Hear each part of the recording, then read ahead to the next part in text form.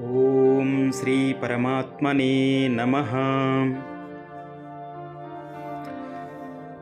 సీతాదేవి దగ్గర సెలవు తీసుకొని వెళ్ళబోవుచున్న హనుమంతుడు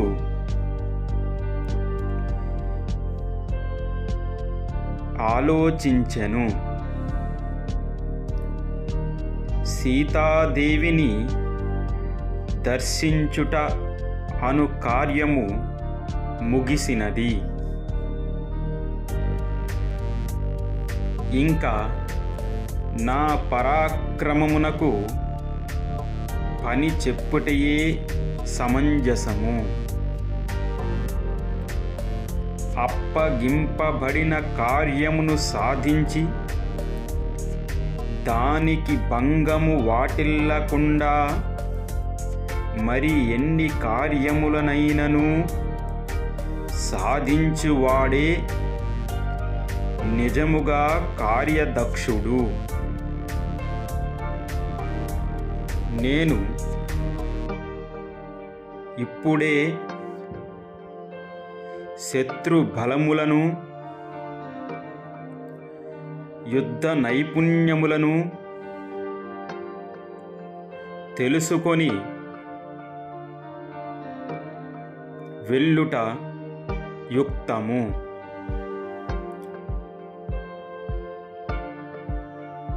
ఆ విధముగా చేసినచో సుగ్రీవుని కార్యము చక్కగా నెరవేర్చిన వాడను అగుదును. రాక్షసులతో తీవ్రమైన యుద్ధమును సులభముగా సంభవించున్నట్లు చూడవలెను. అప్పుడే రావణుడు తన వారి బలమును నా బలమును వాస్తవముగా తెలుసుకొనగలడు. రావణుని వాని సైన్యము యొక్క శక్తి సామర్థ్యములను బాగుగా ఎరింగి నేను తిరిగి వెళ్ళెదను అని హనుమంతుడు యుద్ధమునకు సన్నద్ధమై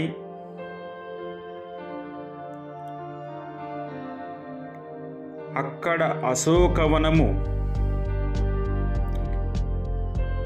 నందన వనముతో సమానమై శ్రేష్టమైనది అని తలంచి దీనిని ధ్వంసము చేసిన ఆ దశాననుడు కుపితుడై నా పైకి ఆయుధములు ధరించిన సైన్యములను పంపెను అని తలంచి ఆ హనుమంతుడు అందమైన ఆ అశోక వనమును పూర్తిగా నేలమట్టము గావించెను. వృక్షములు, సరస్సులు, పర్వతములు నుగ్గు నుగ్గు చేసెను. అందలి పక్షులు, జంతువులు ఆర్తనాదములు చేసెను.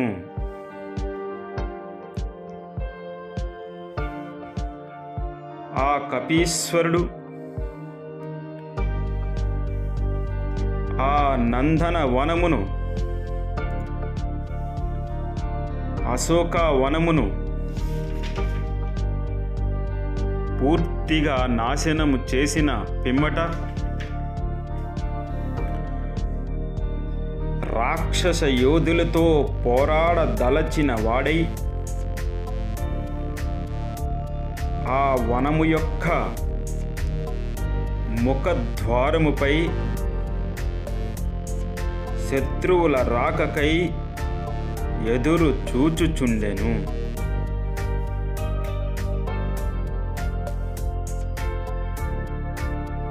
అక్కడి వనములో ఉన్న రాక్షస స్త్రీలు ఆ మహావీరుడైన వానరుని చూచి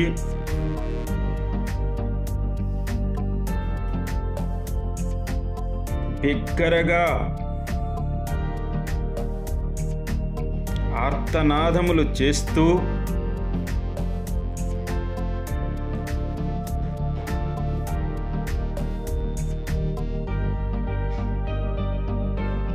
రావణుని కడకు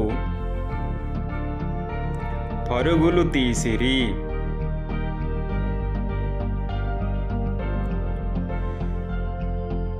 రాక్షస స్త్రీలు రావణుని కడకేగి, ఓ మహారాజా, భయంకర రూపుడైన ఒక వానరుడు అశోక వనమును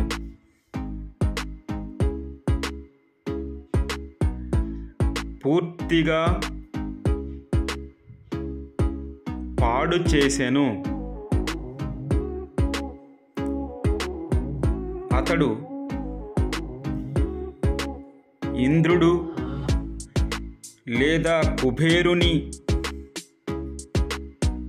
దూతయై కావచ్చును, లేదా శ్రీరామునిచే పంపబడిన వాడై కావచ్చును. అతడు సీతాదేవితో మొదట సంభాషించెను. ఆ జానకిని మేము పెక్కు రీతుల అడిగితిమి. ఆ సీత ఏ వివరములను తెలుపుటకు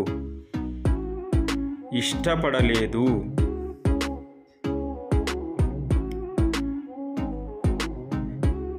ఆ కపివరుడు ఆ వనమునందు జానకి ఉన్న చోటును మాత్రమే తాకలేదు. అతడు సీతను రక్షించుటకే ఆ ప్రదేశమును తాకలేదు అని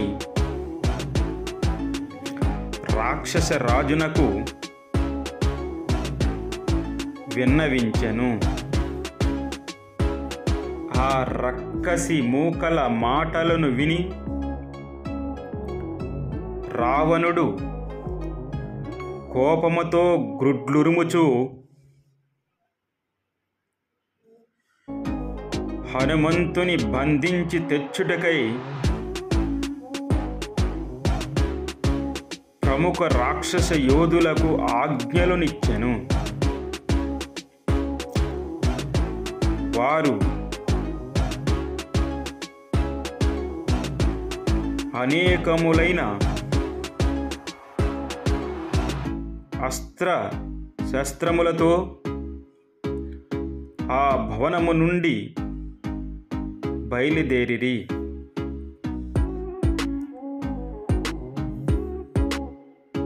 వారి కోసమే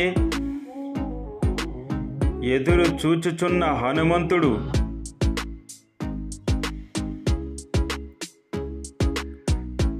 హర్షాతిరేకముతో తన వాలమును నేలపై కొట్టి భయంకరముగా జయనాదమునర్చెను. తన జబ్బలను చరుచుచు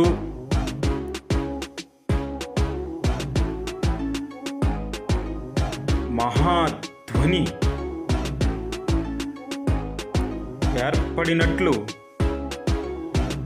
బిగ్గరగా జయఘోష చేసెను. నేను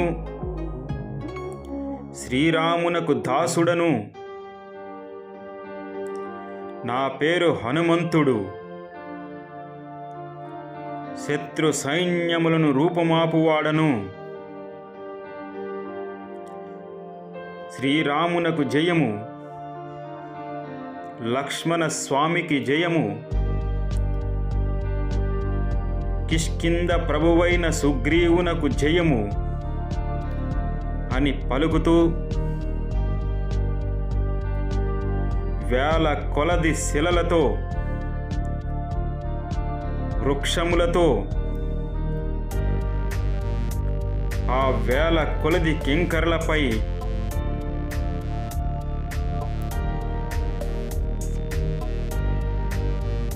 యుద్ధమునకు ఉపక్రమించెను. మహాబలశాలి అయిన హనుమంతుడు వన ముఖద్వారమునకు బిగించిన ఇనుప ఘడియను చేతబట్టి గరుత్మంతుని వలె ఆకాశమున సంచరించుచు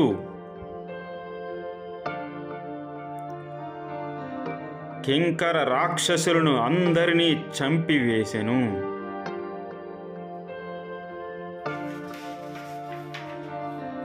కింకరులు మారుతి చేతిలో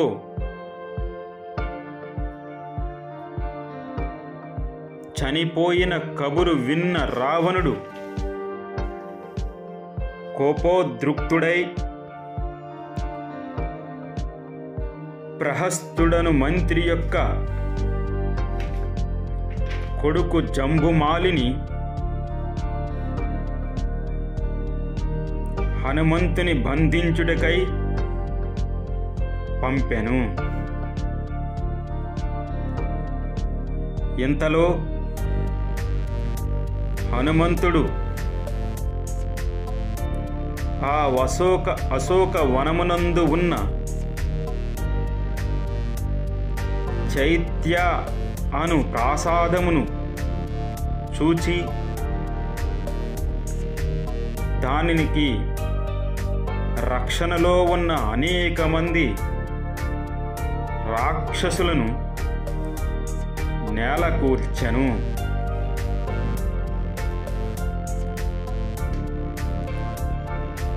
వందల కొలది రాక్షసులను ఆ వానరోత్తముడు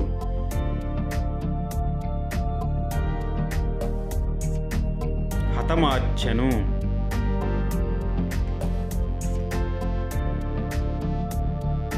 నేను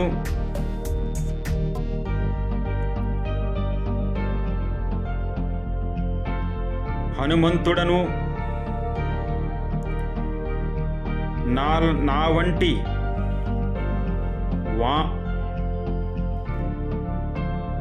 నేను హనుమంతుడను, నా వంటి వానర యోధులు వేల కొలది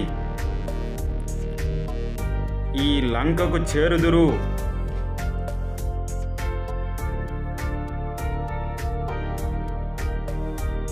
మీ రావణుడు శ్రీరామచంద్ర ప్రభువుతో వైరము పెట్టుకున్నాడు.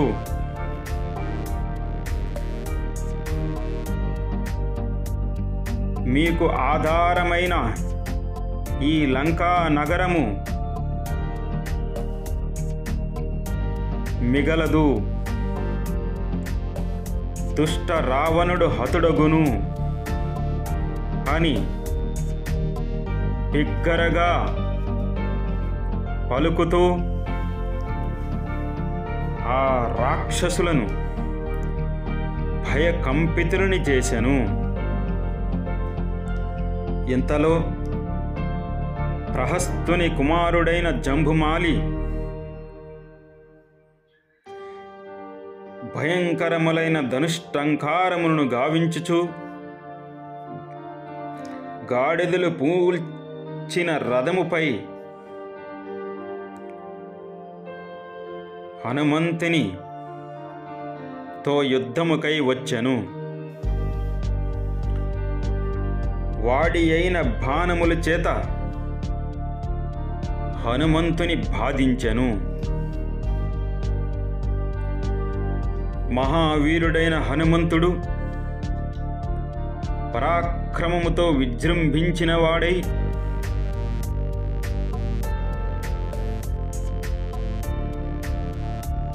ఇనుప గడియచే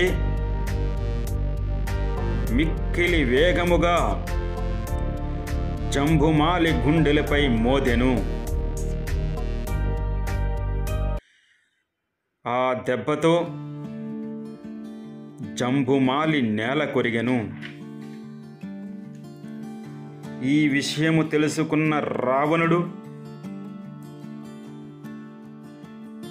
7 అమాత్యపుత్రులను యుద్ధమునికై పంపెను. రణోత్సాహముతో వచ్చిన ఆ 7 అమాత్యపుత్రులను హనుమంతునిపై శరముల వర్షమును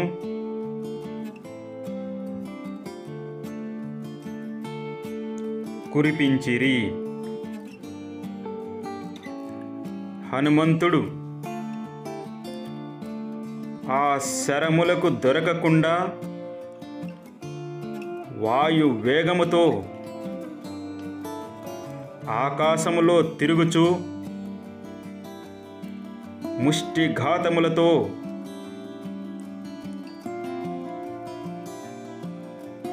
అనేక మంది రాక్షస యోధులను, ఆ అమాత్యుల కుమారులను, గుర్రములను, ఏనుగులను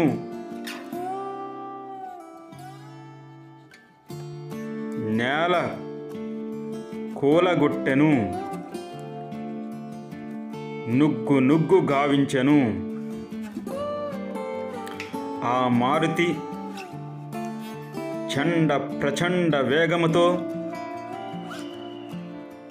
ఆ రాక్షసులందరినీ పరమార్చెను.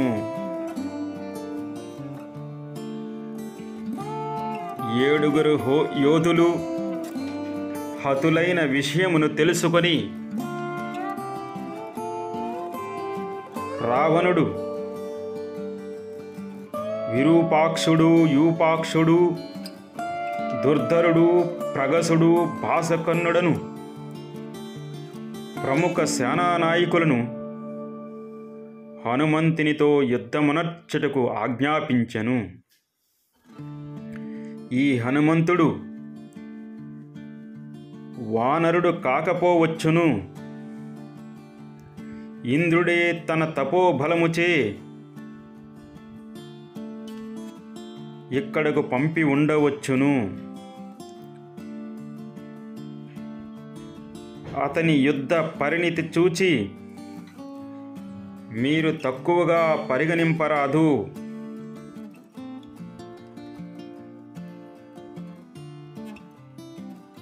మీరు ఆ వానరుని ఒక మహాప్రాణిగా ఎరుంగవలెను. గట్టి పూనిక వహించి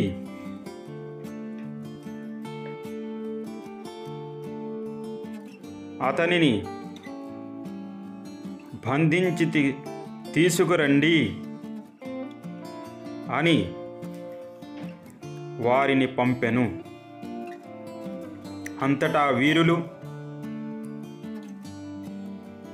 వనముఖద్వారము పైకి వచ్చి హనుమంతుని గాంచి యుద్ధమునకు తలపడిరి. ఆ హనుమంతుడు మరల గొప్ప ఉత్సాహ శక్తితో దిక్కులు పెక్కటిల్లేటట్లు భయంకరముగా సింహనాదమునర్చుచు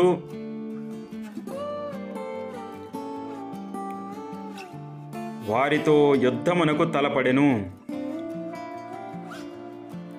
వారు అనేక విధములుగా హనుమంతుని బాధించినను హనుమంతుడు అమిత వేగముతో వాయువు వలె ఆకాశమున సంచరించుచు మొదటగా దుర్ధరుడు అను అమాత్యుని